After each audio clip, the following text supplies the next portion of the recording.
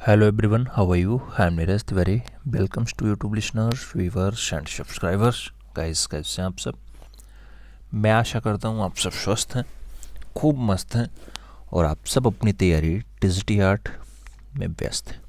TGT कर रहे हूँ, पीजीटी कर रहे हूँ, एलटी ग्रेड कर रहे हूँ या केवीएस, एनवीएस या नेट CRF, तैयारी में व्यस्त रहिएगा मित्रों। व्यस्तता भी ज़रूरी है, देखना है और चैप्टर वाइज आपको डाटा पढ़ते हुए आगे चलना है। अगली बार 2021 में जब पेपर हुआ था टीजीटी का, तो उसमें एक चैप्टर था भारतीय चित्रकला के षडंग, भारतीय चित्रकला के षडंग, और वहाँ से मैक्सिमम क्वेश्चंस पूछा गया था, मैक्सिमम क्वेश्चंस पूछा गया था। तो इस चैप्टर को आज हम पढ़ेंगे और साथ में 125 प्रश्नों का अभ्यास भी करेंगे।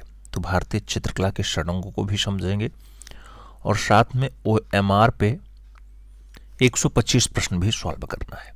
हो सके तो पेन पेपर के साथ OMR भी रखें, ज़्यादा मज़ा आएगा। परीक्षा की डेट कंफर्म है, आप जानते ही हैं।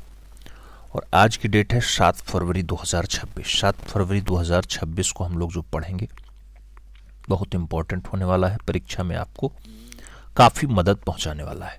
आइए क्लास पे चलते हैं। सब्र रखो, अभी मेहनत जारी है, वक्त खुद कहेगा। अब वात्स्यायन द्वारा रचित कामसूत्र में 64 कलाओं का वर्णन है, जिसमें चौथे स्थान यानी आलेख्यम चित्रकला का वर्णन है। कामसूत्र के प्रथम अधिकरण के तीसरे अध्याय में 11वीं शताब्दी में यशोधर पंडित ने जयमंगला नाम से टीका लिखा है, जिसमें अंगों का उल्लेख किया गया है और इसमें 6 अंगों की बात की गई है। 6 अंग कौन से हैं? रूप भेदा प्रमाणानि भाव लावण्य योजनम सदृश्य वर्णिका भंगम इति चित्र षडांगकम। रूप भेद, प्रमाण, भाव, लावण्य योजना, सदृश्य और वर्णिका भंग, यही आपके 6 अंग बताए जाते हैं। किसमें टीका आया मित्रों? जयमंगला नाम से टीका आया। कौन निकाला? यशोधर पंडित निकाले। कब निकाले मित्रों? 11वीं सदी में निकाले। आप जानते हैं आलेख्यम के बारे में बात हुई। कामसूत्र में 64 कलाओं का वर्णन है। कामसूत्र के राइटर कौन है? वात्स्यायन है। इतनी बात समझ में आई थी कल भी। आगे रूप भेद की बात करते हैं मित्रों। तो जैसे रूप भेद शब्द आता है, तुरंत दृष्टि का ज्ञान या फिर आकृतियों में भिन्नता जो है वो रूप भेद हो जाता है। प्रमाण की बात करते हैं, माप तोल या आकृतियों का ठीक ठाक जो ज्ञान है वो प्रमाण में आता है। भाव की हम बात करते हैं, आकृतियों में दर्शकों को चित्रकार के हृदय की भावना दिखाई दे या फिर आंतरिक भावना की जो है अभिव्यक्ति हो जाए, ये भाव के हिस्से में आता है। लावण्य योजना की हम बात करते हैं तो कलात्मक तथा सौंदर्य का समावेश या बाह्य सौंदर्य या रूप परिमिति की बात होती है, तो वो फाइनली आपके लावण्य योजना में आ जाता है। सदृश्य की बात करते हैं तो आकृति में समानता जो है वो सदृश्यता के अंतर्गत आती है। और जो वर्णिका भंग होता है मित्रों, वर्णिका भंग नाना वर्णों के सम्मिलित भंगिमा को जो है वर्णिका भंग कहते हैं। चित्रकला का सबसे कठिन साधना जो है ये वर्णिका भंग ही बताया जाता है। इसमें विभिन्न प्रकार के रंगों का समावेश करते हैं, विभिन्न प्रकार के रंगों को आपस में मिलाने का प्रयास करते हैं, किसके साथ कौन सा रंग उचित बैठता है ये चेक किया जाता है, तो ये वर्णिका भंग होता है। आगे बढ़ें तो कहा जाता है भारतीय चित्रकला के षडांग के प्रमुख तत्व हैं। यशोधर पंडित की कृति जो है जयमंगला है। जयमंगला में 6 अंगों का उल्लेख किया गया। अभी 6 अंगों की बात हमने रूप भेदा प्रमाणानि भाव लावण्य योजनम सदृश्य वर्णिका भंगम इति चित्र षडांगकम में किया है मित्रों। तो वही 6 अंग होते हैं। जैसे रूप भेद की अगर बात करते हैं मित्रों, तो रूप भेद क्या है? रूप भेद की अगर बात करते हैं तो रूप भेद के द्वारा आत्मा और चक्षु द्वारा रूप की पहचान होती है। उस प्राचीन ग्रंथ का नाम जयमंगला है, जिसमें भारतीय कला के 6 अंगों का उल्लेख किया गया है। रूप भेद के द्वारा रूपों के बाहरी भेदों का जो है वो अध्ययन किया जाता है। कामसूत्र ग्रंथ के टीकाकार यशोधर पंडित जी हैं और रूप भेद के द्वारा आकृति की भिन्नता और दृष्टि का ज्ञान जो है वो प्रकट होता है। ये रूप भेद के द्वारा ही संभव है। तो आकृतियों में भिन्नता या दृष्टि का जो ज्ञान होता है ये किससे संभव हो पाता है? ये रूप भेद से संभव हो पाता है, आलेख्य का पहला अंग जो है। आगे बढ़ें। रूप भेद के बाद हम प्रमाण की बात करेंगे मित्रों। प्रमाण आप जानते हैं, रूप भेदा प्रमाणानि, ये दूसरा खंड होता है। आकृतियों का ठीक ठाक जो अनुपात है वो प्रमाण कहलाता है। प्रमाण के द्वारा वस्तु का ब्यौरा प्रकट किया जाता है। लंबाई क्या है, चौड़ाई क्या है, मोटाई क्या है, ऊंचाई क्या है, इन सब के बारे में पता चल जाता है। अनुपात, लंबाई, चौड़ाई, शारीरिक रचना का माप प्रमाण के अंतर्गत ही आता है, ऐसा बताया जाता है। कला आचार्यों ने प्रमाण की दृष्टि से 5 रूप बताए थे। शुक्राचार्य ने पुरुषाकृतियों के 5 भेद बताए हैं। एक नर होता है, एक क्रूर होता है, एक असुर होता है, एक वामन होता है, एक कुमार होता है। ये शुक्राचार्य के अकॉर्डिंग 5 जो है भेद बताए गए थे पुरुषाकृतियों के।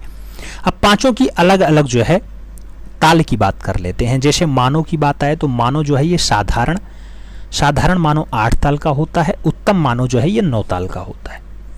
भयानक मानव की बात करते हैं 12 ताल का होता है। राक्षस की बात होगी 16 ताल का होगा। कुमार 8 ताल के हैं और बालक जो है ये 5 ताल में आते हैं।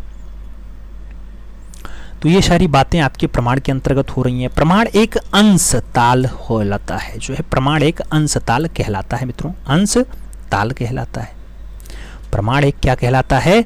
अंश ताल कहलाता है मित्रों। आगे बढ़ें तो प्रमाण में ही एक तरह 12 अंगुल होता है। तो प्रमाण में एक ताल 12 अंगुल का होता है। आपसे पूछा जाए एक ताल में कितने अंगुल हैं, तो प्रमाण में एक ताल में 12 अंगुल होते हैं। भारतीय कला मनीषियों ने मानव शरीर को 7.5 भागों में बांटा है। कितने भागों में? 7 सही 1/2 भागों में बांटा है। किसने बांटा? कला मनीषियों के द्वारा बांटा गया। माइकल एंजेलो ने मानव देहाकृति को 8 भागों में बांटा है। तो आपसे पूछा जाएगा भारतीय कला मनीषियों के द्वारा कितने भागों में बटा? 7.5। माइकल एंजेलो के अकॉर्डिंग जो है पूछा जाए मानव आकृतियां कितने भागों में बटी, तो मानव की देहाकृति जो है 8 भागों में बटती। भारतीय कला मनीषियों ने प्रमाण को ताल और कार्य प्रमाण अथवा मनोत्पत्ति के नाम से भी संबोधित कर दिया है। तो भारतीय कला मनीषियों ने प्रमाण को ताल या कार्य प्रमाण या मनोत्पत्ति के नाम से भी इसको बुलाया है, पुकारा है, संबोधित किया है। आगे बात करें तो आगे कहा जाता है कि प्रमाण शब्द को प्रमा नाम से भी संबोधित करते हैं। प्रमाण को ही संबद्धता का सिद्धांत कहा जाता है। आदर्श की अगर हम बात करते हैं तो आदर्श मनुष्याकृति के लिए भारत में 9 ताल प्रमाण निर्देशित होता है मित्रों। कितने? आदर्श मनुष्याकृति के लिए भारत में 9 ताल प्रमाण निर्देशित होता है। 12 अंगुल बराबर 1 सिर होता है। 12 अंगुल बराबर 1 सिर होता है मित्रों। आपने अभी देखा था कि एक प्रमाण में एक ताल बराबर कितना बना था? 12 अंगुल बना था। एक ताल बराबर कितना बना था? 12 अंगुल बना था। और 12 अंगुल बराबर 1 सिर हो जाता है। 1 सिर हो जाता है। सिर को 4 भागों में बांटा गया। एक केस है, एक ललाट है, एक नासिका है, एक ओष्ठ है। तो इन 4 भागों में सिर को बांटा गया है, याद रखना है। एक सिर बराबर 12 अंगुल होता है, यानी केस, ललाट, नासिका, ओष्ठ लगभग 3-3 के रेशियो में जाते हैं। तो ये तो आपके प्रमाण की बात हो गई। अब प्रमाण के बाद आगे चलेंगे, भाव पढ़ेंगे। भाव क्या है? तो आकृति की भंगिमा को हम भाव कहते हैं। आकृतियों की भंगिमा को फाइनली भाव कहा जाता है। भाव कला को अभिव्यक्ति देता है। ये बहुत बार पूछा गया है मित्रों, प्रश्न बहुत बार पूछा गया। भाव कला को अभिव्यक्ति देता है। भारतीय चित्रकला में भाव विव्यंजना को बड़ा महत्व दिया गया है और भावों का रसों से घनिष्ठ संबंध बताया जाता है। रस सिद्धांत का प्रतिपादन सर्वप्रथम भरत मुनि के द्वारा किया गया था। भरत मुनि ने 8 रस और उनके 8 अस्थायी भाव माने हैं। अभिनव गुप्त ने 9वां रस बताया शांतरस है। शांतरस का उल्लेख अभिनव गुप्त ने कर दिया है, जिसका अस्थायी भाव जो है वो निर्वेद हो जाता है। तो भरत मुनि के अकॉर्डिंग 8 हैं और अभिनव गुप्त के अकॉर्डिंग 9 रस बताए गए। 9 रसों के बारे में और जो है उनके अस्थायी भाव के बारे में देख लेते हैं। जैसे रस श्रृंगार, श्रृंगार रस का अस्थायी भाव रति है। हास्य का हास है। करुण का शोक है। वीर का उत्साह है। रौद्र का क्रोध है। भयानक का भय है। विभीत्स का जुगुप्सा या घृणा है। या फिर अद्भुत की बात करते हैं तो विस्मय या आश्चर्य है। और शांत का जो है वो निर्वेद होता है। शांत रस ही अभिनव गुप्त के द्वारा खोजा गया, उल्लेखित किया गया। तो इसका जो अस्थायी भाव बनता है वो निर्वेद बनता है। तो रसों की भी बात आपके सामने आ चुकी है। 9 रसों के बारे में आपने देख लिया है। अब और आगे बढ़े मित्रों तो आगे क्या कहा जाता है? भाव किसी वस्तु के सौंदर्य को देखने के लिए सहायक होता है मित्रों। क्या होता है? वस्तु के सौंदर्य को देखने में सहायक होता है। चित्रसूत्र में कहा गया है कि घरों में श्रृंगार, हास्य तथा शांत रसों के चित्र रखने चाहिए मित्रों। घरों में श्रृंगार, हास्य और शांत रसों के चित्र जो है रखने चाहिए, ऐसा चित्रसूत्र में कहा गया। राजभवन और देवालय में सभी रसों के चित्र रखे जा सकते हैं। राजभवन हो या फिर देवालय हो, वहाँ पे सभी रसों के चित्र मिल जाएंगे, सभी रखना चाहिए। श्रृंगार, हास्य, करुण, वीर, रौद्र, भयानक, विभीत्स, अद्भुत, शांत, सभी रसों के चित्र मिल सकते हैं वहाँ पे। विभाव के 2 भेद होते हैं। विभाव के 2 भेद हैं, आलंबन और उद्दीपन। अनुभाव के 3 भेद होते हैं मित्रों। कायिक, मानसिक और सात्विक। संचारी भावों की संख्या 33 है। आपसे पूछा गया प्रश्न है ये, तो संचारी भावों की संख्या 33 याद रखना है। अनुभाव के 3 भेद होते हैं मित्रों, 3 प्रकार होते हैं, और विभाव के 2 भेद होते हैं, आलंबन और उद्दीपन। ये बात भी आप याद रखना। तो ये तो बात भाव की हो गई। अब आगे बढ़ें और लामड़ी योजना की बात भी कर लेते हैं। लामड़ी योजना मित्रों, कहा जाता है चित्र में सौंदर्य की दृष्टि हेतु लामड़ी योजना की जाती है। तो सौंदर्य की दृष्टि हेतु लामड़ी योजना की जाती है। रूप कुमार ने उज्ज्वल नीलमणि नामक ग्रंथ में कहा है कि जिस प्रकार हथेली पर रखे मोती को हिलाने से उसके अभ्यंतर से तरलता निकलती प्रतीत होती है, उसी प्रकार अंगों में लामड़ता जो है वो झलकती है। ये तो रूप कुमार के अकॉर्डिंग है। लामड़ी योजना का जो अर्थ होता है, ये रूप का सौंदर्य अर्थात बाह्य सौंदर्य होता है। ये आपका लामड़ी योजना बताया जाता है। लामड़ी योजना के द्वारा सुंदरता प्रकट होती है मित्रों, याद रखना है, सुंदरता प्रकट होती है लामड़ी योजना के द्वारा। तो ये आपकी लामड़ी योजना हो गई। अब आगे बढ़ते हैं मित्रों और सदृश्य की बात करते हैं। 5वां खंड होता है सदृश्य। सदृश्य की अगर बात करते हैं तो सदृश्य का अर्थ होता है आकृति में समानता। सादृश्य समान समान, किसी मूल वस्तु, पदार्थ या भाव के साथ उसकी प्रतिकृति की समानता को हम सदृश्यता कहते हैं। चित्र सूत्र में सदृश्य को चित्र की प्रधान वस्तु माना गया है मित्रों। चित्र सूत्र में सदृश्य को चित्र की सबसे प्रधान वस्तु माना गया और कहा जाता है कि प्रसन्न नेत्र को खंजन पक्षी के समान बताया गया है। प्रसन्न नेत्र को खंजन पक्षी के समान बताया गया। स्थिर मुख को जो है अंडाकृति के समान दिखाया गया है। और आगे बढ़ते हैं तो विद्वानों या विद्वत चित्र की आकृति में दर्पण के प्रतिबिंब के समान जो है वो सदृश्य होता है। कैसा होता है? दर्पण के प्रतिबिंब के समान सदृश्य होता है, ऐसा बताया गया विद्युत चित्र में। अंतिम भाग जो सबसे मजबूत है वो वर्णिका भंग है मित्रों। वर्णिका भंग को चित्रकला का सबसे कठिन साधना माना गया, सबसे कठिन साधना। नाना वर्णों को इस सम्मिलित भंगिमा को वर्णिका भंग कहते हैं। चित्र रचना की सामग्री व रंगों का निर्माण, मिश्रण के नियम और चित्रण में प्रयुक्त होने वाली सामग्री का जो प्रयोग है वही आपका वर्णिका भंग कहलाता है। प्रमुख रूप से 5 प्रकार के वर्णों का प्रयोग विष्णु धर्मोत्तर पुराण के चित्र सूत्र में किया गया। वो 5 कौन कौन से हैं? लाल, पीला, सफेद, नीला और काला। ये 5 प्रकार के वर्णों का भंग किया जाता है, आपसी मिलान होता है मित्रों वर्णिका भंग में। ऐसा बता दिया गया कि प्रमुख रूप से 5 वर्ण ही भंग में आते हैं। तो ये कुछ खास बातें थी, हमें उम्मीद है समझ में आई होंगी। 64 कला का उल्लेख कहाँ हुआ? आप कहोगे कामसूत्र में हुआ। कामसूत्र के राइटर कौन है? आप कहोगे वात्स्यायन है। आपसे पूछा जाए मित्रों करुण रस का अस्थायी भाव क्या है? आप शोक कहोगे। शांत रस का अस्थायी भाव क्या है? निवेद कहोगे। आपसे कहे अनुभाव के कितने भेद हैं? आप कहोगे 3 है। आपसे कहे संचारी भावों की संख्या कितनी है? आप कहोगे 33 है। आपसे पूछा जाए सौंदर्य, सौंदर्य, सौंदर्य की दृष्टि से, सौंदर्य की दृष्टि से, चित्र में सौंदर्य की दृष्टि से या सौंदर्य को बढ़िया दर्शाना है तो कौन सा तत्व आएगा सामने? लामड़ी योजना आएगी। आपसे पूछा जाए 9वां जो फाइनली रस आया है मित्रों, इसकी खोज कौन करता है? तो आप जानते हैं 9 रसों का उल्लेख अभिनव गुप्त करते हैं और भरत मुनि 8 रसों की बात करते हैं। तो घूम घुमा के क्वेश्चंस ऐसे पूछा जाएगा मित्रों। आपसे कभी इसको सीक्वेंस में लगाने को दे देता है, रूप भेद, प्रमाण, भाव, लामड़ी योजना, सदृश और वर्णिका भंग।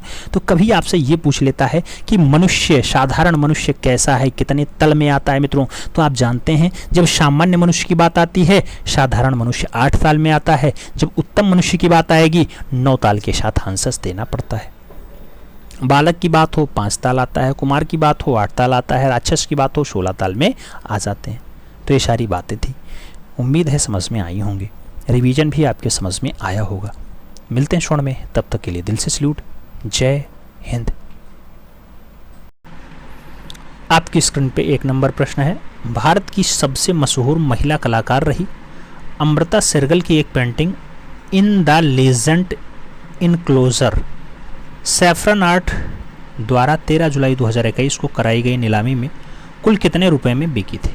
मित्रों अमृता शेरगिल की एक रचना है इन द लेजेंड इनक्लोजर। ये 13 जुलाई 21 में बिकती है क्या? 40.42 लाख रुपए में बिकती है। 40.82 करोड़, सॉरी 40.42 करोड़ में बिकती है, 50.80 लाख में बिकती है या फिर 100 करोड़ में बिकती है? आपको बताना है। नीलामी हुई तो ये 40.42 करोड़ रुपए में बिकी है मित्रों। राइट आंसर आप बी के साथ देना, B is the right answer हो जाएगा। 2 नंबर प्रश्न पे चला जाएगा। आपसे कह रहा है किसने आकृतियों के अनेक सरलतम रूप को ओजपूर्ण रेखाओं द्वारा परिभाषित करते हुए चमकीली रंग पट्टिका और गहरे रंगों को अपनाते हुए न्यूनतम कर दिया। नाम अवनींद्रनाथ टैगोर का है, यामिनी राय का है, नंदलाल बोस और सुधीर रंजन खास्तीगिर का नाम दे दिया गया। आपको सही जवाब यामिनी रंजन राय के साथ देना है, सी के साथ आंसर्स लगा लेना है। और आगे चला जाए 3 नंबर प्रश्न आता है। पूछा जा रहा है जल अथवा टेम्परा माध्यम में कौन सी तूलिका उत्तम रहती है। नाम सेवियल हेयर का है, सिंथेटिक हेयर का है, हॉन्ग हेयर का है और कोई नहीं का नाम दिया गया।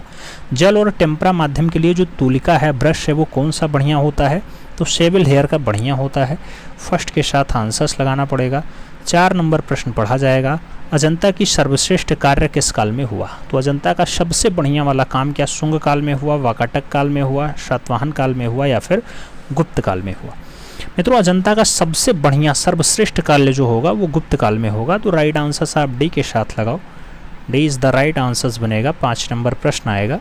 1933 ईस्वी में प्रकाशित द हिंदू विवाह फार्स ये किसकी प्रसिद्ध पुस्तक है। नाम रायकृष्ण दास का है, पर्सी ब्राउन का है, E.B. हेबल का है और मुल्क राज आनंद का नाम दिया जा रहा है। द हिंदू विवाह आर्ट की बात होती है। 1933 में ये पुस्तक बनी, मुल्क राज आनंद की ये पुस्तक है मित्रों। डी के साथ आप आंसर्स लगाओ। अगला क्वेश्चन हम 6 नंबर पढ़ते हैं। पूछा गया संगीतज्ञ और किन्नर युगल के साथ इंद्र अजंता की किस गुफा में चित्रित है। नाम गुफा संख्या 1 का है, 16 का है, 9 का है और 17 का नाम दिया गया। याद रखना संगीतज्ञ और किन्नर आपसे पूछा जा रहा है अजंता में चित्रित है मित्रों, तो ये अजंता में चित्रशाला में चित्रित है, यानी 17 नंबर गुफा में चित्रित है। राइट आंसर डी के साथ जाएगा। अगला क्वेश्चन 7 नंबर पढ़ा जाएगा। पूछा गया दक्षिण भारत के मंदिरों के ऊंचे गोपुरम की जो परंपरा है वो किसकी देन है। चोल काल की, पांड्य काल की, काकतीय काल की या फिर विजयनगर काल की। ऊंचे गोपुरम की बात होती है मित्रों, तो ऊंचा ऊंचा गोपुरम जो है आपको पांड्य काल में दिखाई देगा। सही जवाब जो है वो सी के साथ लग जाएगा, सी इज द राइट आंसर बनाएंगे। 8 नंबर क्वेश्चंस पे चलेंगे। 1610 ईस्वी से 1620 ईस्वी के मध्य गोलकुंडा में कौन सी सचित्र पोथी जो है वो चित्रित की गई। नाम नुज़ुल अल उलूम का है, दीवान ए हाफिज का है, तारीफ हुसैन शाही का है और रज्मनामा का नाम दिया गया। गोलकुंडा में कौन सी सचित्र पोथी का चित्रण हुआ मित्रों। गोलकुंडा की अगर बात आती है दीवान ए हाफिज के साथ आंसर जाता है, सी इज द राइट आंसर आपका बनता है। आगे चलते हैं। 9 नंबर क्वेश्चन से किसकी कब्र पे मशहूर कविता अंकित है। बैगेर सब्जा ना पोशद कस मजारे ए मारा की कब्र पोसी ए गरीबों हमें गियास बस अस्त, यानी हरी घास के अलावा मेरी कब्र को किसी चीज़ से ना ढकना, क्योंकि गरीबों की कब्र को ढकने के लिए घास ही काफ़ी है। ये रहीम का कब्र है, जहां आरा का है, हुमायूं का है या फिर गालिब का है, ऐसा कथन किसका है, तो जहां आरा का है। सही जवाब सी के साथ बनेगा। अगला क्वेश्चन 10 नंबर आएगा। हुमायूं का मकबरा 18 फीट ऊंची दीवार से घिरे एक विशालकाय बगीचे के बीच में बनाया गया है। बगीचे का नक्शा बनाया गया था। ईरान की चाहार बाग परंपरा से प्रेरणा लेकर के नक्शा बना था। तैमूरी बाग से प्रेरणा लेकर के नक्शा बना, शालीमार बाग से प्रेरणा लेकर के नक्शा बना या फिर शेरशाह सूरी के मकबरे से प्रेरणा लेकर के फाइनली ये नक्शा बगीचे का बना था। मित्रों जब नक्शा बनने की बात आती है तो ईरान का चाहार बाग परंपरा से प्रेरणा ली जाएगी। सही जवाब फर्स्ट के साथ जाएगा। अगला क्वेश्चन 11 नंबर अगर पढ़ा जाता है तो आपसे पूछा जा रहा है स्वर्णिम सिद्धांत के अनुसार कागज पे चित्र को किस अनुपात में रखा जाता है। 2:3, 1:1, 6:7 या फिर 4:6। आपसे पूछा गया स्वर्णिम सिद्धांत। स्वर्णिम सिद्धांत के अकॉर्डिंग जो कागज है वो 2:3 के रेशियो में रहता है, तो 2:3 का आंसर्स लगाओ। अगला क्वेश्चन हम 12 नंबर पढ़ते हैं। पूछ लिया गया आपसे कल्पसूत्र की सबसे उत्तम प्रति कहाँ की है। गुजरात की, नेपाल की, जौनपुर की, इनमें से कोई नहीं। मित्रों कल्पसूत्र की सबसे बढ़िया जो प्रति बताई जाती है भारत के सिराजे हिंद की है, तो जौनपुर आंसर्स जाएगा, बी के साथ आंसर्स देना है।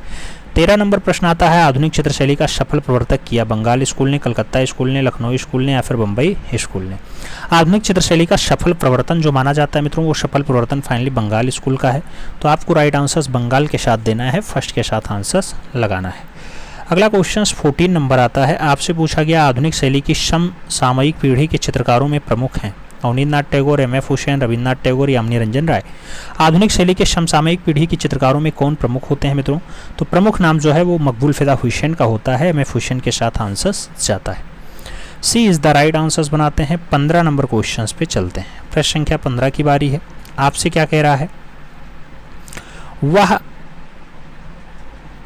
स्वमेय कवि, चित्र समीक्षक और गद्यकार जो भारत आते समय शाहनामा की सचित्र प्रति को भी साथ लाया था और आज एशियाटिक सोसाइटी लंदन की संपत्ति है। नाम बाबर का है, अकबर का है, हुमायूं का है, मीर कासिम का है।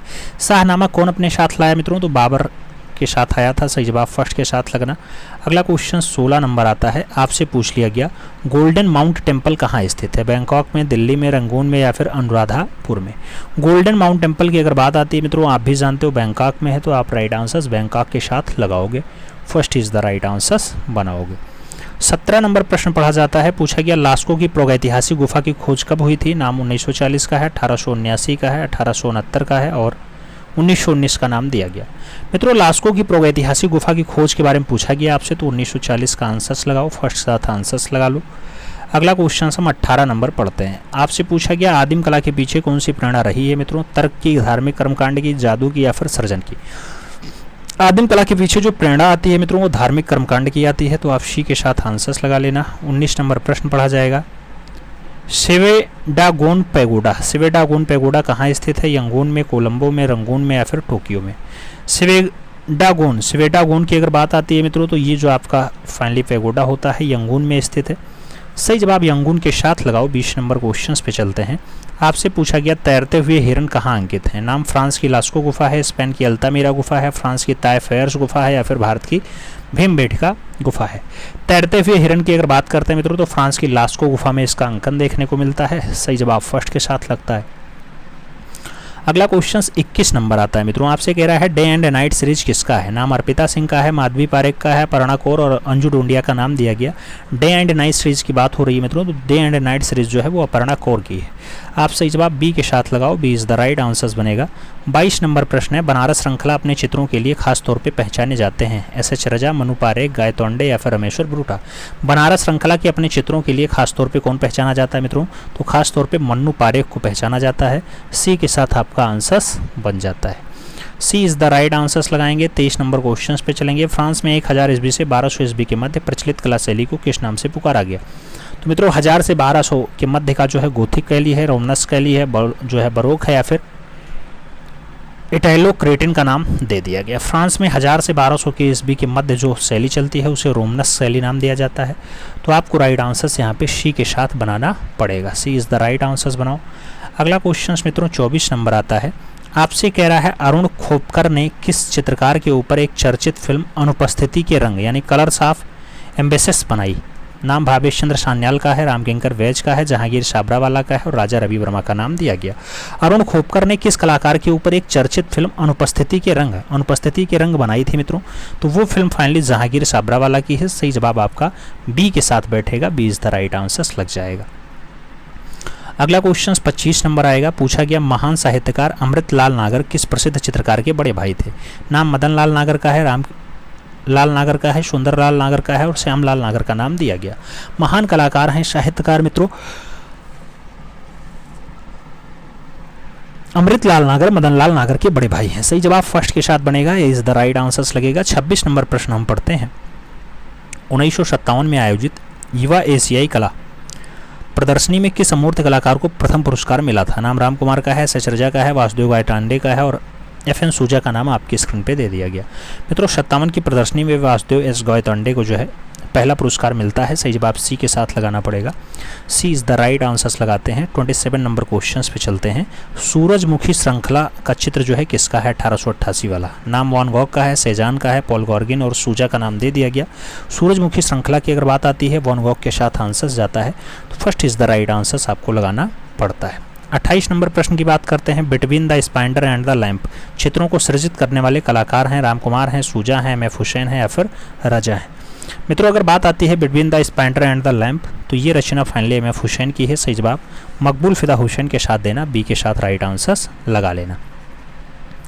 29 नंबर क्वेश्चन है। Lunch on the grass, lunch on the grass ले डेजुनर सोरलैब्स किसकी एक बृहद और महती कलाकृति थी। नाम एडवार मोने का है, क्लोद मोने का है, गौर देंगा की है और लुतुक लॉत्रेक का नाम दे दिया गया। लंच ऑन द ग्रास दे ले डेजुनर सुरलैर्वे की अगर बात आती है मित्रों, ये महती कलाकृति होती है और अच्छी कलाकृति यदगौर मोने की है, तो आप राइट आंसर्स फर्स्ट के साथ लगाओगे। 30 नंबर क्वेश्चंस पे हम चलते हैं। आपसे पूछा गया हिंदू कलश का आरंभिक प्रयोग किस मस्जिद की मेहराब पे देखने को मिलता है। नाम चिरामन जुमा मस्जिद केरला की है, कुतुबुल इस्लाम मस्जिद दिल्ली की है, जामा मस्जिद दिल्ली की है या फिर मोती मस्जिद आगरा की है। हिंदू कलश या आरंभिक प्रयोग जो है कौन सी मस्जिद में आपको देखने को मिलता है, तो ऐसा मस्जिद जो है कुतुबुल इस्लाम मस्जिद है दिल्ली वाला, उसे देखने को मिलेगा। बी के साथ आंसर्स आपको देना पड़ेगा। अगला क्वेश्चन हम 31 नंबर पे चलते हैं। 31 नंबर क्वेश्चन है, आपसे कह रहा है मित्रों, क्या कह रहा है, राष्ट्रीय आधुनिक कला संग्रहालय नई दिल्ली में सुरक्षित Rabindranath Thakur in the island of birds और टेम्पल क्यूबिस्टिक किसके महत्वपूर्ण जलरंगीय चित्र हैं मित्रों।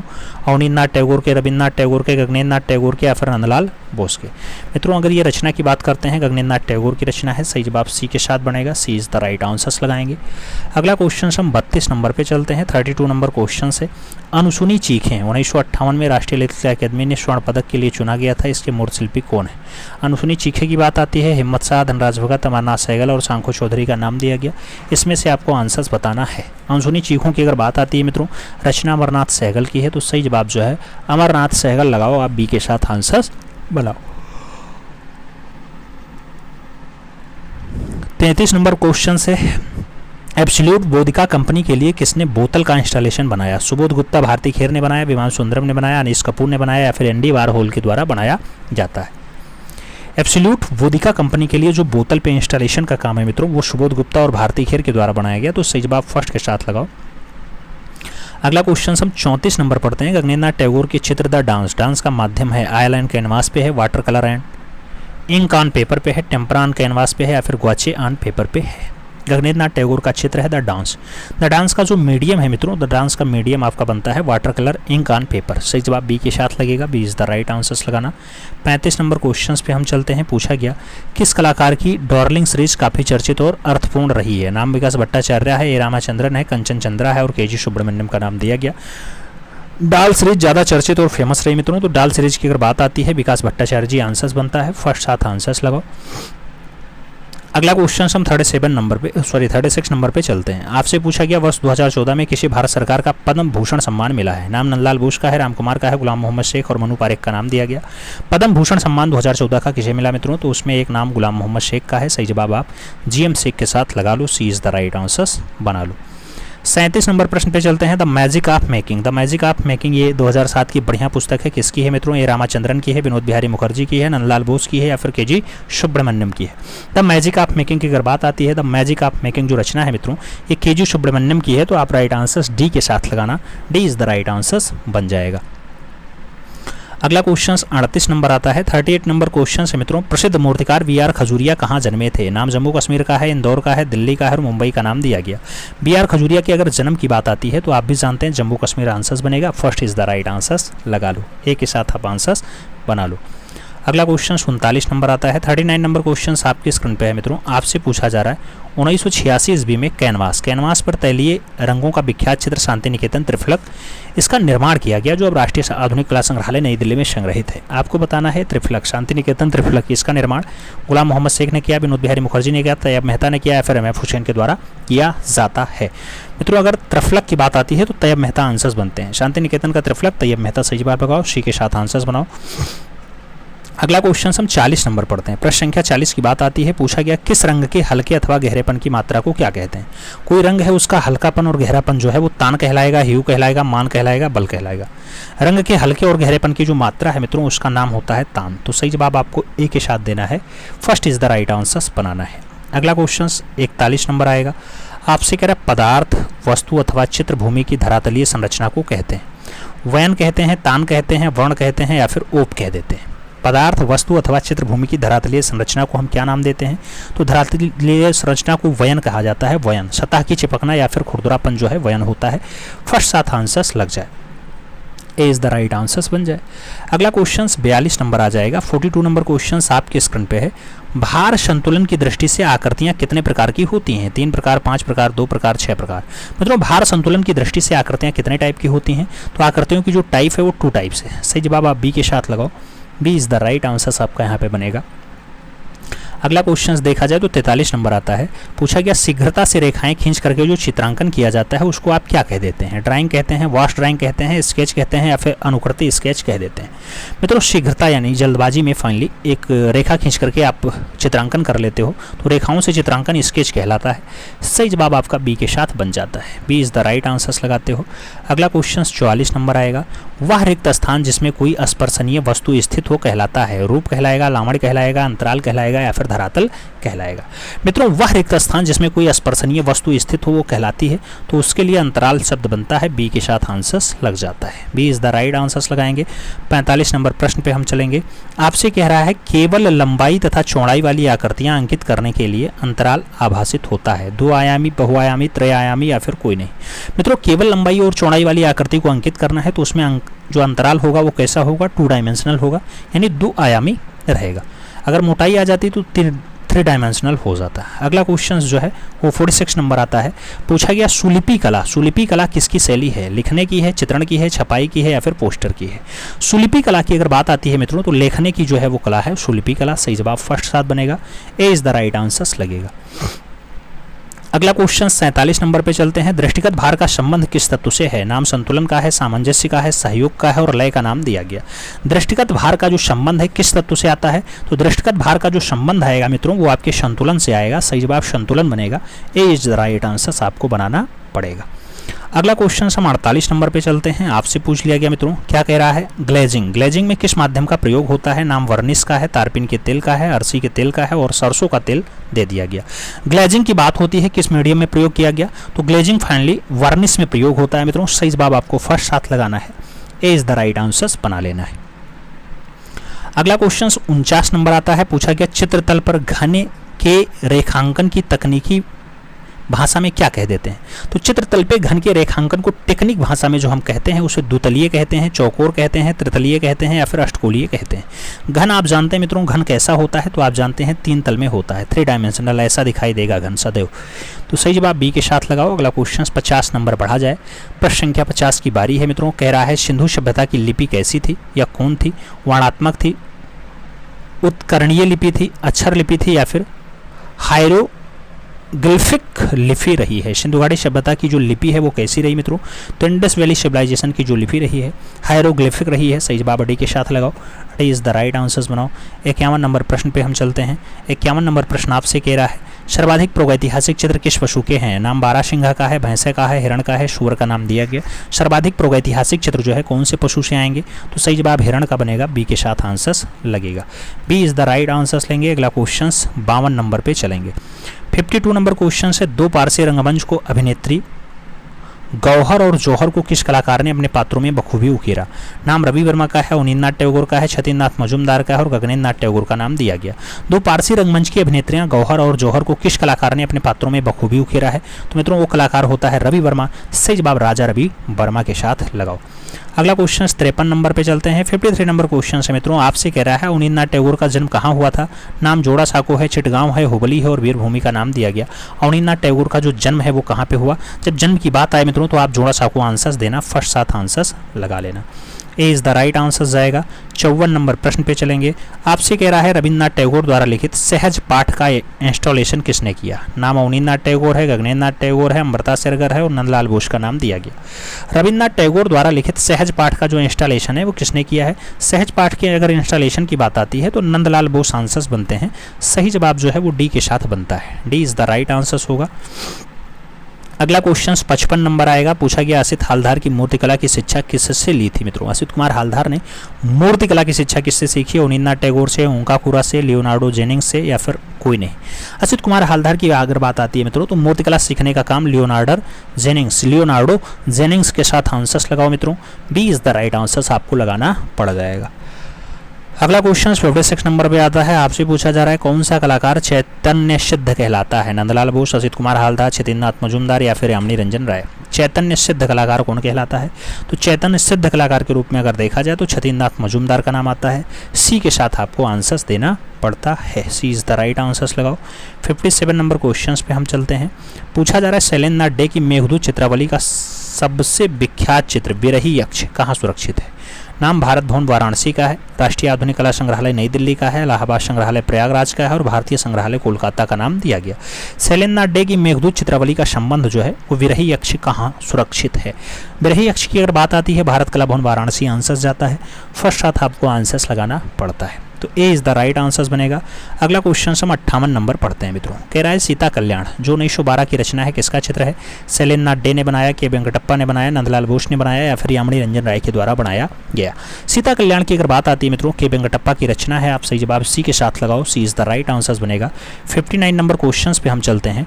ट्विटरिंग मशीन किसकी कृति है। नाम पॉल क्ली का है, कॉन्डेस्की का है, फ्रांस मार्क का है और एडवर्ड मुंग का नाम दे दिया गया। ट्विटरिंग मशीन की अगर बात आती है मित्रों, रचना पॉल क्ली की है। सही जवाब हम फर्स्ट के साथ लगाते हैं, ए इज द राइट आंसर्स बन जाता है। प्रश्न संख्या 60 की बात आती है। आपसे पूछा गया अभिव्यंजनावादी कला आंदोलन का प्रणेता था। नाम वान गो का है, एडवर्ड मुंग का है, होल्डर का है और नोल्डे का नाम दे दिया गया। अभिव्यंजनावादी कला आंदोलन का जो प्रणेता रहा है मित्रों, उसका नाम एडवर्ड मुंग के साथ जाता है। सी के साथ आंसर्स लगेगा, सी इज द राइट आंसर्स बनेगा। अगला क्वेश्चन 61 नंबर आता है। पूछा गया लेस डोम शलीज द अनबियो, ये पहली रचना है 1907 की। इस चित्रकार का नाम बताना है। ब्राक नाम है, पिकासो नाम है, जॉन ग्रीश नाम है या फिर लेंजे नाम है। लेस डेमोए सेलीज द ऑनबियो की बात आती है, ऐसे चित्रकार का नाम बताना है मित्रों, तो ये रचना पिकासो की है। आप यहाँ पे सही जवाब पाब्लो रूई पिकासो के साथ देंगे। अगला क्वेश्चन हम 62 नंबर पढ़ते हैं। आपसे कह रहा है फाववाद का उद्भव कहाँ हुआ था। नाम फ्रांस का है, जर्मनी का है, इटली का है, अमेरिका का नाम दिया गया। फाववाद के उद्भव की बात आती है तो फ्रांस के साथ आंसर्स जाता है, ए इज द राइट आंसर्स आपका बन जाता है। हम 63 नंबर क्वेश्चंस पे चलते हैं। आपसे कह रहा है पोर्ट्रेटो ईटर्स नामक प्रसिद्ध चित्र किसका है। नाम रेनवार का है, वैन गॉग का है, सेंजा और गार्गिन का नाम दिया गया। पोर्ट्रेटो ईटर्स की बात आती है तो पोर्ट्रेटो ईटर्स नामक प्रसिद्ध चित्र जो बनता है मित्रों, ये फेमस चित्र फाइनली वैन गॉग का है। सही जवाब सी के साथ बनेगा, सी इज द राइट आंसर्स लगाना पड़ेगा। अगला क्वेश्चन 64 नंबर आता है। नौ प्रभाववाद का संस्थापक था। नाम जाज सोरा है, सेजान है, पॉल सिनियाक है और रेनवार का नाम दिया गया। नौ प्रभाववाद का संस्थापक था मित्रों। अगर नौ प्रभाववाद के संस्थापक की बात आती है तो जाज सोरा आंसर्स बनते हैं, first is the right answers आपको लगाना पड़ता है। और आगे चला जाए 65 नंबर क्वेश्चन है। आपसे कह रहा है मुग्गो, मुग्गो यानी मुग्गल कहाँ की लोक कला है। नाम आंध्र प्रदेश है, उत्तर प्रदेश है, कर्नाटका है और तमिलनाडु का नाम दिया गया। मुग्गो कहाँ की लोक कला है मित्रों। अगर मुग्गो की बात आती है तो आंध्र प्रदेश के साथ आंसर्स जाता है, first is the right answers आपको लगाना पड़ता है। अगला क्वेश्चन हम 66 नंबर पे चढ़ते हैं। आपसे कह रहा है बांकुड़ा पश्चिम बंगाल किस लिए प्रसिद्ध है मित्रों। मृणमूर्ति के लिए, मेहंदी के लिए, माड़पत्र के लिए या फिर अल्पना के लिए। आपसे बांकुड़ा की बात होती है, किसके लिए प्रसिद्ध है, तो बांकुड़ा की प्रसिद्धि का जो फाइनली तथ्य निकलता है वो मृणमूर्ति के लिए है। मृणमूर्ति के लिए वो फेमस है। सही जवाब फर्स्ट साथ बनेगा। अगला क्वेश्चन 67 नंबर पे चलेंगे। आपसे कह रहा है मोम सांचा पद्धति हेतु उपयोग में आने वाले कापर और टिन का अनुपात होता है। 3:1 का होता है, 2:3 का होता है, 4:2 होता है या फिर 1:1 होता है। मोम सांचा पद्धति हेतु उपयोग में आने वाला जो कापर और टिन का रेशियो है, वो कापर और टिन का रेशियो कैसा होता है मित्रों, तो 3:1 का होता है। सही जवाब 3:1 लगाओ, आप फर्स्ट के साथ आंसर्स बनाओ। अगला क्वेश्चन 68 नंबर आएगा। आपसे कह रहा है डोकरा शिल्प, डोकरा शिल्प के लिए प्रसिद्ध है मित्रों। बस्तर छत्तीसगढ़ फेमस है, दायमाबाद महाराष्ट्र फेमस है, गोरखपुर उत्तर प्रदेश फेमस है या फिर कुमाऊं उत्तराखंड फेमस है। डोकरा शिल्प के लिए फेमस है, तो डोकरा शिल्प के लिए अगर प्रसिद्धि की बात आती है तो बस्तर छत्तीसगढ़ आंसर्स बनता है, first is the right answers हम लगा लेते हैं। अगला क्वेश्चन 69 नंबर पढ़ लेते हैं। पूछा गया बंधेज यानी बंधनी के लिए प्रसिद्ध है। महाराष्ट्र फेमस है, उड़ीसा फेमस है, उत्तर प्रदेश फेमस है या फिर राजस्थान फेमस है। बंधेज या बांधनी के लिए अगर पूछा जाए प्रसिद्ध क्या है मित्रों, तो बांधेज के लिए राजस्थान फेमस है। डी के साथ आप आंसर्स लगाना। 70 नंबर प्रश्न पे हम चलेंगे। प्रश्न संख्या 70 की बारी है। आपसे पूछा जा रहा है भारत के कौन से प्रधानमंत्री चित्रकारी में भी रुचि रखते थे और उन्होंने अपनी चित्र प्रदर्शनी भी लगाई थी। क्या वो प्रधानमंत्री पंडित जवाहरलाल नेहरू हैं, बीपी सिंह हैं, अटल बिहारी वाजपेयी हैं या फिर पीवी नरसिम्हा राव हैं। आपको बताना भारत देश के प्रधानमंत्री हैं, चित्रकारी में रुचि रखते थे और उनकी अपनी खुद की प्रदर्शनी भी लगी थी। ऐसे प्रधानमंत्री का नाम विश्वनाथ प्रताप सिंह है मित्रों। बीपी सिंह के साथ आपको आंसर्स यहाँ पे देना पड़ेगा, B is the right answers लगा लो। अगला क्वेश्चन हम 71 नंबर पढ़ते हैं। पूछा गया प्रसिद्ध मधुबनी लोक चित्रकला का संबंध किस राज्य से है। उत्तर प्रदेश, झारखंड, पश्चिम बंगाल, बिहार का नाम है मित्रों। मधुबनी की बात आती है तो बिहार से संबंध जुड़ता है। सही जवाब आपको मधुबनी बिहार के साथ देना पड़ता है, D is the right answers लगाना पड़ता है। 72 नंबर क्वेश्चन आता है। विष्णु धर्मोत्तर पुराण किसने लिखा है। नाम बाणभट्ट का है, भारत मुनि का है, मार्कंडेय मुनि का है और अभिनव गुप्त का नाम दिया गया। विष्णु धर्मोत्तर पुराण की बात आए मित्रों तो आप भी जानते हैं कि मार्कंडेय मुनि की रचना है, बी के साथ आंसर्स यहाँ पे देना पड़ेगा। B is the right answers लगाओ। 73 नंबर क्वेश्चन पे चलते हैं। प्रसिद्ध चित्रकार निहाल चंद किस शैली में काम करता था? नाम किशनगढ़ शैली है, कांगड़ा शैली है, जयपुर शैली है, मेवाड़ शैली है। प्रसिद्ध चित्रकार है निहाल चंद। कौन सी शैली में काम करता था मित्रों? तो निहाल चंद का जब भी नाम जुड़ेगा किशनगढ़ शैली के साथ ही जुड़ेगा। फर्स्ट के साथ आपका आंसर्स यहाँ पे बन जाएगा। ए इज द राइट आंसर्स हो जाएगा। 74 नंबर क्वेश्चन पे चलें। जर्मन सौंदर्य शास्त्री की पहचान करिए। नाम बाumgarten का है, जॉर्जियो वासरी का है, क्रोंचे का है और उपयुक्त सभी का नाम दिया गया। जर्मन सौंदर्य शास्त्री की बात आती है मित्रों तो यहाँ पे बाumgarten के साथ आंसर्स है। First is the right answers लगाना पड़ता है। अगला क्वेश्चन 75 नंबर पे चलते हैं। The calling of Saint Matthews की बात हुई, ऐसी पेंटिंग बनाई गई। हेनरी मातिस ने बनाई, आंद्रे देरे ने बनाई, जरबरान ने बनाई या फिर कैरावेजियो के द्वारा बनाई जाती है। The calling of Saint Matthew की बात आती है मित्रों तो the calling of Saint Matthew जो है ये कैरावेजियो के द्वारा बनाई गई पेंटिंग है। डी के साथ आपका सही जवाब यहाँ पे बनेगा। D is the right answers लगाओ। 76 नंबर क्वेश्चन पे चलते हैं। अजंता की गुफाएं निम्नलिखित में से कहाँ स्थित हैं? नाम होशंगाबाद है, जहानाबाद है, औरंगाबाद है, धनबाद का नाम दिया गया। अजंता की गुफाएं निम्नलिखित में से कहाँ पर स्थित हैं? तो अजंता की गुफा का जो लोकेशन बनेगा मित्रों वो औरंगाबाद बनेगा। सही जवाब आप बी के साथ लगाओ। B is the right answers बन जाएगा। अगला क्वेश्चन हम 77 नंबर पे चलते हैं। आपसे कह रहा है मित्रों ढोला मारू चित्र का संबंध निम्नलिखित में से किससे है? नाम किशनगढ़ का है, उदयपुर का है, मेवाड़ का है और बछोली का नाम दिया गया। ढोला मारू चित्र का संबंध किससे है? ढोला मारू चित्र के अगर संबंध की बात आती है मेवाड़ के साथ आंसर्स बनेगा। B is the right answers आपको लगाना पड़ेगा। बी के साथ आंसर्स लगाओ। 78 नंबर प्रश्न पे चलते हैं। द फ्लाइट इनटू इजिप्ट किसकी पेंटिंग है? राइफल की है, ज्योत्यो की है, माइकल एंजेलो की है, रेम्ब्रा का नाम दिया गया। द फ्लाइट इनटू इजिप्ट की अगर बात आए मित्रों तो ऐसी रचना ज्योत्यो की है। सही जवाब सी के साथ बन रहा है। सी इज द राइट आंसर्स लग रहा है। 79 नंबर क्वेश्चन पे चला जाए मित्रों तो वह कौन सा आधुनिक अभिकल्पना आंदोलन था जिसने 20वीं सदी से 30वीं दशक के आरंभ में हिटलर की राष्ट्रवादी सरकार ने बंद करा दिया था? नाम बोल्शेविक का है, बाहोस का है, ड्यूट शेर वर्क बंद का है और कला और शिल्प आंदोलन का नाम दे दिया गया। मित्रों कौन सा अभिकल्पनावादी आंदोलन था जिसे 20वीं सदी से 30वें दशक के आरंभ में हिटलर ने राष्ट्रवादी सरकार ने बंद करवा दिया था? तो ऐसा आंदोलन जो है वो ड्यूट शेर वर्क बंद था। सही जवाब सी के साथ बनेगा। अगला क्वेश्चन 80 नंबर आएगा। प्रश्न संख्या 80 की बात आती है। पूछा गया निम्नलिखित में से एक प्रसिद्ध कला समीक्षक हैं? रिचर्ड बोर्थो ल्यूम हैं, राम कुमार हैं, वीसी सान्याल हैं और दिनकर कौशिक का नाम दिया गया। एक प्रसिद्ध कला समीक्षक का नाम बताना है। सही जवाब रिचर्ड बोर्थो ल्यूम बनेंगे मित्रों। बी के साथ आपका आंसर लग जाएगा। B is the right answers बनेगा। 81 नंबर क्वेश्चंस पे चलेंगे। उस कलाकार की पहचान करें जो पेंटर और छापाकार दोनों रूप में जाने जाते थे। नाम धनराज भगत का है, जे स्वामीनाथन का है, के.जी. सुब्रमण्यम और वीसी सान्याल का नाम दिया गया। आपसे कह रहा है वह कलाकार पहचानो जो पेंटर और छापाकार दोनों रूप में कार्य किया है। तो पेंटर और छापाकार दोनों में प्रसिद्धि रही है मित्रों के.जी. सुब्रमण्यम की। राइट आंसर्स हमें बी के साथ देना है। के.जी. सुब्रमण्यम के साथ सही जवाब लगा लेना है। अगला क्वेश्चन 82 नंबर आ रहा है। पूछा गया गांधार शैली मुख्यतया है यूनानी चित्र शैली है, यूनानी मूर्ति शैली है, यूनानी गायन शैली है या फिर इनमें से कोई नहीं। गांधार शैली की अगर बात आती है तो आप भी जानते हैं यूनानी मूर्ति शैली के रूप में गांधार शैली का संबंध जुड़ता है। बी के साथ आपको यहाँ पे राइट आंसर्स बनाना पड़ेगा। 83 नंबर क्वेश्चन से तमिलनाडु में स्थित सित्तनवासल गुफा किस धर्म से संबंध रखती है? सित्तनवासल की बात आए हिंदू धर्म, जैन धर्म, बौद्ध धर्म, वैष्णव धर्म का नाम है। आपको बताना है मित्रों आप जानते हैं सित्तनवासल कावेरी नदी के किनारे है और यह जैन धर्म से संबंध रखती है। जैन सिद्धों का निवास स्थल इसे कहा जाता है। तो आप सी के साथ राइट आंसर्स बनाओगे। सी इज द राइट आंसर्स बन रहा है। 84 नंबर क्वेश्चन है। भीमबेटका शैलाश्रय में सबसे अधिक किस रंग का प्रयोग किया गया? भीमबेटका में सबसे ज्यादा कौन सा रंग? लाल और सफेद रंग यूज हुआ है, पीला और लाल रंग यूज हुआ है, बैगनी और हरा रंग यूज हुआ या फिर नीला और हरा रंग यूज हुआ?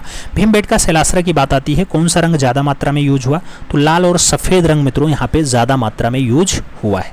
सही जवाब लाल सफेद के साथ लगाओ, फर्स्ट के साथ लगाओ। अगला क्वेश्चन 85 नंबर पे चलते हैं। आपसे पूछा जा रहा है आईने अकबरी पुस्तक का लेखक कौन था? नाम केशव का है, दसवंत का है, जगन्नाथ का है, अबुल फजल का नाम दिया गया। आईने अकबरी पुस्तक का राइटर पूछा जा रहा है मित्रों तो अबुल फजल लगाइएगा।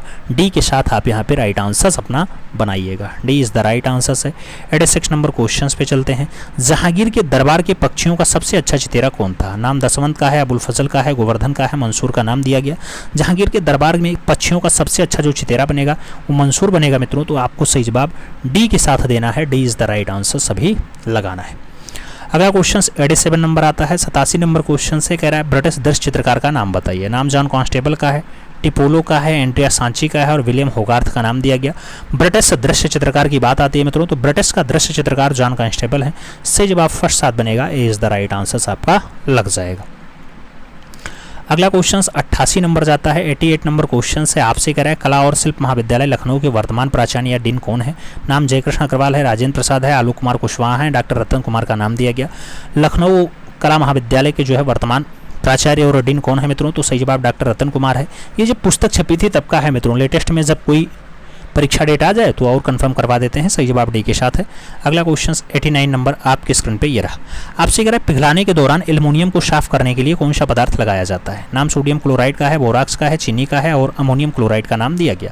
पिघलाने के दौरान एल्युमिनियम को साफ करने के लिए कौन सा पदार्थ लगाते हैं मित्रों, तो अमोनियम क्लोराइड लगाया जाता है। सही जवाब डी के साथ बनता है। D is the right answer लगा लेना है।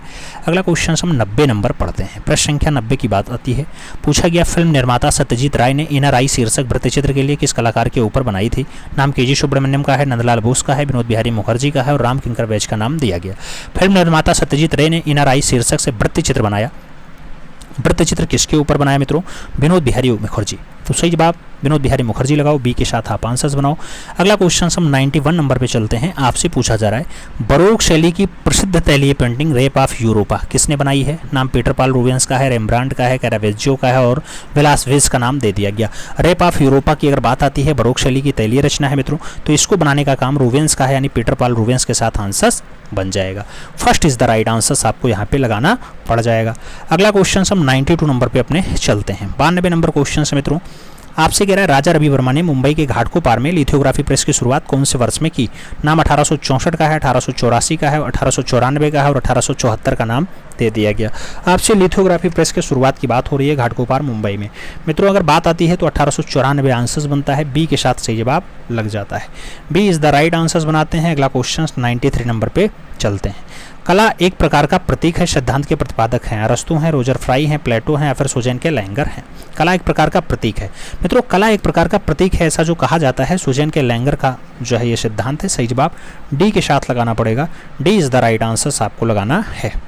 1912 में किसकी पुस्तक कला और स्वदेशी का प्रकाशन हुआ। 94 नंबर प्रश्न है मित्रों। आपसे कला और स्वदेशी पुस्तक के बारे में पूछा गया है। ऑप्शंस में के हबार हैं, अनिरुद्ध टैगोर हैं, ए.के. कुमार स्वामी है और ओंका कुरा का नाम दिया गया। कला और स्वदेशी का प्रकाशन हुआ है मित्रों, तो कला और स्वदेशी का प्रकाशन हुआ 1912 में हुआ मित्रों। याद रखना आनंद गणेश कुमार स्वामी की ये पुस्तक है। सही जवाब जो आपको देना पड़ेगा ए.के. स्वामी के साथ देना है, यानी बी के साथ आपको लगाना है। B is the right answers बनेगा। 95 नंबर प्रश्न पे चलेंगे। आपसे कह रहा है के हब्बार ने कला की शिक्षा कहाँ से प्राप्त की। नाम जे स्कूल ऑफ आर्ट्स का है, कोलकाता स्कूल ऑफ आर्ट्स का है, लखनऊ स्कूल ऑफ आर्ट्स का है, दिल्ली कला विद्यालय का नाम दिया गया। के हब्बार कला की शिक्षा कहाँ से प्राप्त करते हैं। के हब्बार की बात आती है, जे स्कूल ऑफ आर्ट्स के साथ आंसर्स बनता है। ए इज द राइट आंसर्स लगाना है। अगला क्वेश्चन मित्रों 96 नंबर पे हम चलेंगे। अपना 96 नंबर क्वेश्चन से कह रहा है बगरू छपाई एक हस्तकला है जो संबंधित है मध्य प्रदेश से है, उत्तर प्रदेश से है, राजस्थान से है और महाराष्ट्र का नाम दिया गया। बगरू छपाई की अगर बात करते हैं मित्रों तो ये राजस्थान की एक बढ़िया हस्तकला है। कहाँ की, राजस्थान, जहाँ की चित्रित हवेलियाँ विश्वविख्यात थी। तो सही जवाब आप बी के साथ लगाना, B is the right answers बनाना। 97 नंबर क्वेश्चन से संथाल कन्या किसका चित्र है। अनिरुद्ध टैगोर का, राम किंकर बैज का, नंदलाल बोस का या फिर सुधीर रंजन खासगीर का नाम भी दिया गया। संथाल कन्या अगर बात आती है मित्रों, रचना बहुत अच्छी है। संथाल कन्या को जो भारतीय संविधान की पांडुलिपि को चित्रित करेगा वही मास्टर मोशाय बनाएगा। तो सही जवाब नंदलाल बोस लगाओ मित्रों, बी के साथ आप आंसर्स बनाओ। 98 नंबर क्वेश्चंस पे हम चलते हैं। आपसे कह रहा है कुड़िक्का कैमोल्ड कला केंद्र कहाँ स्थित है। मुंबई में, नई दिल्ली में, अहमदाबाद में या फिर चेन्नई में। कुड़िक्का कैमोल्ड कला केंद्र कहाँ लोकेटेड है। कुड़िक्का कैमोल्ड कला केंद्र का जो स्थान है मित्रों वो न्यू दिल्ली है। तो सही जवाब आप लोकेशन की बात करें तो न्यू दिल्ली लगाइएगा, सी के साथ आंसर्स बनाइएगा। 99 नंबर प्रश्न पे हम चलते हैं। 99 नंबर क्वेश्चन है किस ग्रुप में अपनी पहली प्रदर्शनी 1963 में की जिसका उद्घाटन पंडित जवाहरलाल नेहरू ने किया है। नाम प्रोग्रेसिव आर्टिस्ट ग्रुप का है, ग्रुप 1890 का है, दिल्ली शिल्पी चक्र का है और ग्रुप 8 का नाम दे दिया गया। कौन सा ग्रुप है जिसने अपनी पहली प्रदर्शनी 1963 में लगाई थी मित्रों। 1963 ग्रुप 1890 की पहली प्रदर्शनी 1963 में होती है। सही जवाब बी के साथ बनता है, B is the right answer हम लगाएंगे। अगला क्वेश्चन अपना 100 नंबर देखेंगे मित्रों। 100 नंबर प्रश्न आपसे कह रहा है किस मशहूर इतावली सिने निर्देशक ने हुसैन के चित्रों पे एक अधूरी फिल्म बनाई है। नाम रोबार्तो लोसेलिना, फ्रेडरिक फेलिनी, जांस जेफेरेली और लुसिनो विस्कोंटी। आपको बताना है कौन ऐसा है जो मकबूल फिदा हुसैन के ऊपर एक अधूरी फिल्म बनाया है। तो रोबर्तो रोसेलिना सही जवाब है मित्रों। सही जवाब फर्स्ट के साथ लगाना, ए इज द राइट आंसर आपका यहाँ पे बनेगा। अगला क्वेश्चन 101 नंबर आता है मित्रों। आपसे पूछा गया भारतीय स्टूडियो पॉटरी के दो प्रमुख नाम हैं, के.जी. सुब्रमण्यम रामकुमार, सरदार गुरचरण सिंह और निर्मला पटवर्धन, एस.एच. रजा और के. आचारा, और हिम्मत शाह और सांखो चौधरी। भारतीय स्टूडियो पॉटरी के दो प्रमुख नाम, दो अच्छे कलाकार कौन है मित्रों? तो एक सरदार गुरचरण सिंह बनते हैं, एक निर्मला पटवर्धन बनती हैं। तो सही जवाब आपको यहाँ पे बी के साथ देना है, B is the right answers लगाना है। 102 नंबर क्वेश्चन पे चलना है। प्यारा क्वेश्चन होगा मित्रों। कह रहा है एम.एफ. हुसैन के चित्रों के सबसे बड़ा संग्रह किसके पास है? राष्ट्रीय आधुनिक कला संग्रहालय नई दिल्ली के पास है, बद्री विशाल पित्ती के निजी संग्रहालय में है, मारिया के निजी संग्रहालय में है, या फिर प्रिंस ऑफ वेल्थ संग्रहालय मुंबई में। सबसे बड़ा संग्रह जो है किसके पास है? तो सबसे बड़ा संग्रह की अगर बात आती है तो बद्री विशाल पित्ती के निजी संग्रहालय में देखने को मिल जाएगा, मकबूल हुसैन के जो है ज़्यादा चित्र। सही जवाब वी के साथ लगाना। अगला क्वेश्चन आपका 103 नंबर आता है मित्रों। आपसे कह रहा है अर्नेस्ट विनफील्ड हेबल उस समय government school of arts Kolkata के अध्यक्ष थे कि उद्भावना से किसके हाथ में एक नवीन शैली ठाकुर शैली का निर्माण होता? नाम दिया गया अवनीन्द्रनाथ टैगोर, नंदलाल बोस, गगनेन्द्रनाथ टैगोर, यामिनी रंजन राय। ठाकुर शैली का निर्माण हुआ मित्रों, तो ठाकुर शैली के निर्माण की बात है। अर्नेस्ट विनफील्ड हेबल के सहयोग से अवनी बाबू ने फाइनली इसका निर्माण किया है, तो अवनीन्द्रनाथ टैगोर आंसर्स देना है। First is the right answers आपको यहाँ पे लगा लेना है। 104 नंबर प्रश्न पे चलते हैं। तंजावुर चित्रकला तमिलनाडु का मुख्य विषय है। ग्रामीण जीवन का चित्र, त्योहारों का चित्र, हिंदू देवी देवताओं का चित्र, या फिर पशु पक्षियों का चित्रण। तंजावुर चित्रकला की बात आती है, मुख्य विषय बनता है। तंजावुर चित्रकला हिंदू देवी देवताओं का चित्रण है मित्रों, तो सी के साथ आपका आंसर्स बनेगा, सी इज द राइट आंसर्स लगा लेना। हम 105 नंबर क्वेश्चन पे चलेंगे। 105 नंबर क्वेश्चन आता है। आपसे कह रहा है पल्लव शासकों ने रथ वाले मंदिर का निर्माण किस स्थान पे करवाया था? नाम कांची का है, महाबलीपुरम का है, यहोल का और चेन्नई का नाम दिया गया। रथ वाले मंदिर का निर्माण किस स्थान पे करवाया? तो रथ वाले मंदिर के बनवाने की जब भी बात आएगी महाबलीपुरम के साथ आंसर्स जाएगा, सी इज द राइट आंसर्स लग जाएगा। 106 नंबर क्वेश्चंस पे हम चलते हैं। आपसे पूछा गया शिव विवाह से संबंधित दृश्य जो है किस गुफा में अंकित मिलता है? अजंता गुफा, एलोरा गुफा, शैतनवासल गुफा, या फिर बादामी गुफा। शिव विवाह से संबंधित जो दृश्य मिलेगा मित्रों उसका अंकन कहाँ देखने को मिलेगा? बादामी गुफा में। तो आप सही जवाब बादामी के साथ देना, डी के साथ राइट आंसर्स लगा लेना, D is the right answers आपका बन जाएगा। अगला क्वेश्चन 107 नंबर आ जाएगा। आपसे कह रहा है मित्रों रस का प्रमुख स्रोत क्या है? नाट्य है, सौंदर्य है, विचार है, या फिर आनंद है? रस का प्रमुख स्रोत क्या है मित्रों? तो रस का जो सबसे खास स्रोत बनता है वो नाट्य बनता है। सही जवाब आप नाट्य के साथ लगाना, फर्स्ट के साथ आंसर्स बना लेना। और आगे चला जाता है अपना अगला क्वेश्चन आता है मित्रों। अगला क्वेश्चन आपका 108 नंबर आ चुका है। कामसूत्र के रचयिता हैं वात्स्यायन हैं, यशोधर पंडित हैं, भरत मुनि हैं, या फिर श्री कुमार का नाम दे दिया गया। कामसूत्र के रचयिता का नाम पूछा गया मित्रों। आप जानते हैं कामसूत्र रचना किसकी है? 64 कलाओं का उल्लेख जिसमें हुआ है वो वात्स्यायन की है। तो सही जवाब आपको वात्स्यायन के साथ देना है, फर्स्ट के साथ यहाँ पे सही जवाब लगा लेना है। और आगे चला जाए 109 नंबर क्वेश्चन आता है। पूछा गया आपसे 68वें राष्ट्रीय फिल्म पुरस्कार 2022 के सर्वश्रेष्ठ फीचर फिल्म का जो अवार्ड है वो किसे मिला था? मणिकर्णिका को मिला था, पंगा को मिला था, शोराराई पोट्रो को मिला था, या फिर कस्तूरी फिल्म को मिला है? आपको बताना है 68वें फिल्म पुरस्कार 2022। तो उसमें जो सबसे बढ़िया वाला मिला मित्रों वो शोराराई पोट्रो को प्राप्त हुआ है। सही जवाब आप बी के साथ लगा लेना, B is the right answer आपका यहाँ पे बन जाने वाला है। अगला क्वेश्चन 110 नंबर आ रहा है। आपसे कह रहा है निम्नलिखित में से एक मूर्तिकार नहीं है। नागजी पटेल नहीं है, मयंक पांड्या नहीं है, सांखो चौधरी नहीं है, या फिर ज्योति भट्ट नहीं है। एक मूर्तिकार नहीं है मित्रों, तो मूर्तिकार नहीं है, ज्योति भट्ट नहीं है। सही जवाब डी के साथ दो, D is the right answer आप यहाँ पे बनाओ। और आगे चलते हैं 111 नंबर प्रश्न आता है। अंजलि लीला मेनन का संबंध है छापा कला से, चित्रकला से, व्यंग कला से, या फिर नृत्य कला से? आपसे अंजलि लीला मेनन के बारे में पूछा गया मित्रों। अंजलि लीला मेनन का जो संबंध बनता है वो फाइनली चित्रकला से बनता है, तो आप सी के साथ आंसर्स लगाओ, सी इज द राइट आंसर यहाँ पे बनेगा। अगला क्वेश्चन 112 नंबर आपकी स्क्रीन पे ये रहा। पूछा गया प्रिज्म के आविष्कारक कौन थे? न्यूटन थे, मैम्बेल्ड थे, ओस्टवाल्ड थे, या फिर प्रोंग थे? आपको बताना है प्रिज्म की अगर बात आती है न्यूटन आविष्कारक बनते हैं, फर्स्ट के साथ आंसर्स बनता है, ए इज द राइट आंसर्स लगाओ। 113 नंबर क्वेश्चंस पे चलते हैं। निम्नलिखित में से कौन सा एक स्तूप गुप्तकालीन है? अमरावती है, भरहूत है, सांची है, धामेक का नाम दिया गया। कौन सा स्तूप जो है वो गुप्तकालीन है मित्रों? गुप्तकाल की बात आती है तो धामेक के साथ आंसर्स जाता है, D is the right answers आपको लगाना पड़ जाता है, डी के साथ आप आंसर्स लगाओगे। अगला क्वेश्चन 114 नंबर पे चलोगे। 114 नंबर प्रश्न है मित्रों। आपसे कह रहा है सारनाथ स्तंभ का निर्माण किया था हर्षवर्धन ने, गौतम बुद्ध ने, अशोक ने, या फिर कनिष्क ने? सारनाथ स्तंभ का जो निर्माण है मित्रों वो बनाने का काम जो है अशोक का होता है। तो राइट आंसर हमें बी के साथ देना है, B is the right answer यहाँ पे लगाना है।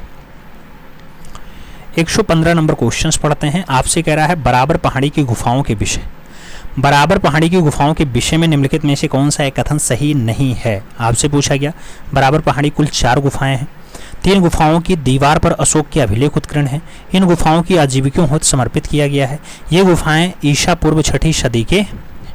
बराबर पहाड़ी की गुफाओं के विषय में निम्नलिखित में से कौन सा एक कथन सही नहीं है मित्रों। तो कथन सही नहीं है, ये अभिलेख ईसा पूर्व 6ठी सदी के हैं। सही जवाब बनेगा डी के साथ, D is the right answers लगाएंगे। 116 नंबर प्रश्न पे चलेंगे। ई कॉमर्स कंपनी अमेजॉन के संस्थापक हैं। अमेजॉन के संस्थापक जेफ बेजोस हैं, रिचर्ड ब्रेनान हैं, मार्क बेजोस हैं या फिर वैली फंकस हैं। आपको बताना ई कॉमर्स कंपनी है अमेजॉन। अमेजॉन की अगर बात आती है संस्थापक जेफ जो है बेजोस हैं, जेफ बेजोस के साथ आंसर जाता है।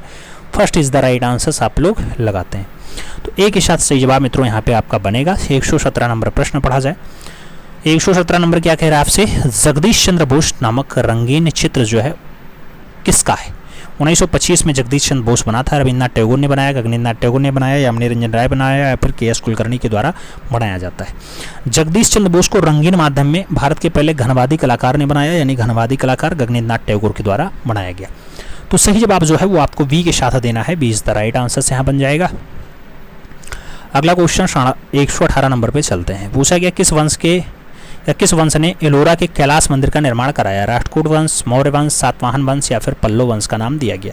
कौन से वंश ने एलोरा 34 गुफाएं लिए हैं मित्रों, महाराष्ट्र औरंगाबाद में है। कैलाशनाथ मंदिर 16 नंबर गुफा में है। कौन बनवाता है मित्रों, तो राष्ट्रकूट नरेश को द्वारा बनवाया जाता है। सही जवाब जो है वो फर्स्ट के साथ बनेगा, ए इज द राइट आंसर आपका लग जाएगा। अगला क्वेश्चन 119 नंबर पे आते हैं। 119 नंबर क्वेश्चन से कह रहा है निम्नलिखित में से कौन सी गुफा त्रिमूर्ति यानी महेश मूर्ति के लिए विख्यात है। नाम अजंता का है, एलिफेंटा का है, भांजा का है और एलोरा का नाम दिया गया। त्रिमूर्ति के लिए विख्यात है मित्रों, तो त्रिमूर्ति के लिए जो फेमस गुफा है वो एलिफेंटा होती है। सी के साथ आंसर बन जाता है, सी इज द राइट आंसर लगाओ। 120 नंबर प्रश्न पे चलते हैं। आबू का जैन मंदिर किसके लिए बना हुआ है। आबू मतलब माउंट आबू। बलुए पत्थर से बना है, ग्रेनाइट से बना है, चूना पत्थर से बना है या फिर संगमरमर से बना हुआ है। आबू का जैन मंदिर यानी माउंट आबू का जो जैन मंदिर है मित्रों संगमरमर से बना हुआ है। सही जवाब डी के साथ लगाना, D is the right answer बन जाएगा। अपना अगला क्वेश्चन देखा जाए तो 121 नंबर प्रश्न आपकी स्क्रीन पे ये रहा। किस वंश के राजाओं ने खजुराहो स्थित मंदिरों का निर्माण करवाया था। नाम बाघेल का है, चंदेल का है, पारमार का है और बुंदेला का नाम दिया गया। किस वंश के राजाओं ने खजुराहो स्थित मंदिर का निर्माण करवाया। तो खजुराहो स्थित मंदिर बनवाने का काम चंदेल नरेश का रहा है। सी के साथ आपका सही जवाब बनेगा, सी इज द राइट आंसर लगा लेंगे। अगला क्वेश्चन 122 नंबर आ जाएगा। आपसे कह रहा है अजंता और एलोरा गुफाएं कहाँ स्थित हैं। नाम आंध्र प्रदेश का है, महाराष्ट्र का है, मध्य प्रदेश और राजस्थान का नाम दिया गया। अजंता और एलोरा गुफाएं कहाँ स्थित हैं। अजंता और एलोरा की अगर बात आती है महाराष्ट्र के साथ आंसर जाता है। सी इज द राइट आंसर लगाते हैं। 123 नंबर क्वेश्चंस पे चलते हैं। आपसे पूछा गया एलोरा के प्रसिद्ध कैलाश मंदिर का जो निर्माण है राष्ट्रकूट नरेश ने किया था। दंती दुर्ग ने, कृष्ण द्वितीय ने, कृष्ण प्रथम ने या फिर गोविंद तृतीय ने। एलोरा के प्रसिद्ध कैलाश मंदिर का जो निर्माण है राष्ट्रकूट नरेश ने किया, वो राष्ट्रकूट नरेश जो है कृष्ण प्रथम है। सही जवाब वी के साथ बनेगा, B is the right answer हम लगाएंगे। अगला क्वेश्चन अपना 124 नंबर पढ़ेंगे। पूछा गया कलकत्ता शहर को किसने बसाया था। नाम जॉन सरमैन का आया है, गोरोल्ड आंगियार का आया है, चार्ल्स आयर का आया है, जॉब चारनाक का नाम दिया गया। कोलकाता शहर को किसने बसाया था मित्रों, जब बसाने की बात आती है जॉब चारनाक के साथ आंसर जाता है। D is the right answer आपको यहाँ पे बनाना पड़ता है। डी के साथ आंसर्स लगाओ।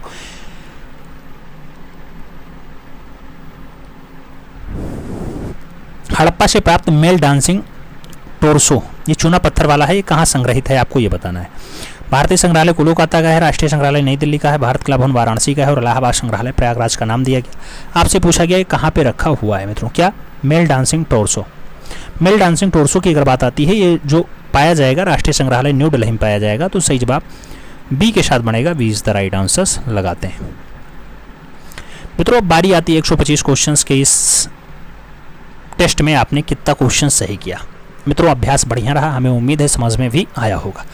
अपना स्कोर कार्ड जरूर बताइएगा, अपने इष्ट मित्र तक शेयर करिएगा जिससे वो लोग भी लाभान्वित हो पाएं। जो लोग चैनल पे नए हैं चैनल को सब्सक्राइब करें, बेल आइकन जरूर प्रेस करें जिससे नोटिफिकेशन समय से मिले और आप चैनल का भरपूर लाभ समय से ले सकें। मिलते हैं शोर में, तब तक के लिए दिल से सैल्यूट। जय हिंद।